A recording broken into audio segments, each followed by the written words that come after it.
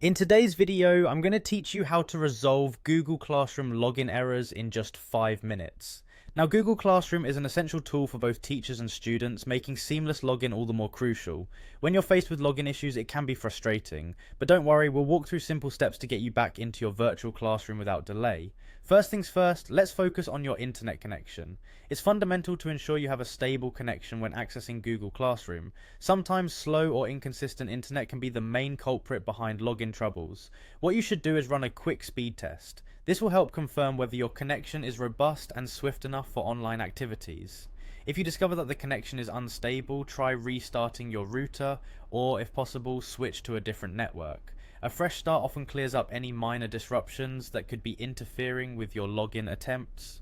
Next, you'll want to verify your account information. It's critical to make sure that you are attempting to log in with the correct Google account associated with your classroom activities. This can become a frequent mistake, especially if you have multiple accounts. Double check if your school or organization has assigned you a specific account.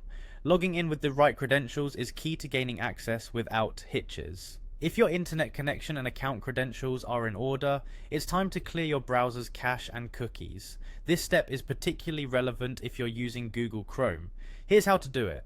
Navigate to Settings, then Privacy and Security, and select Clear Browsing Data. Be sure to select options for cookies and cached images, then click on Clear Data. Once this action is completed, restart your browser.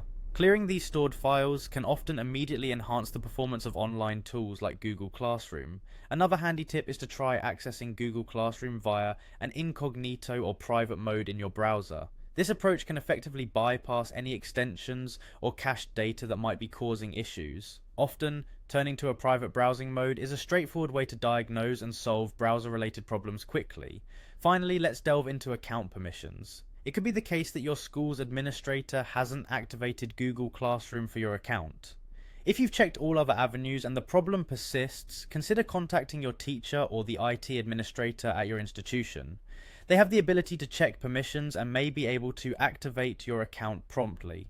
Following these steps should help resolve any login issues you might face when accessing Google Classroom. Remember, a systematic approach can save you time and frustration. Thank you for watching, and best of luck with your online learning.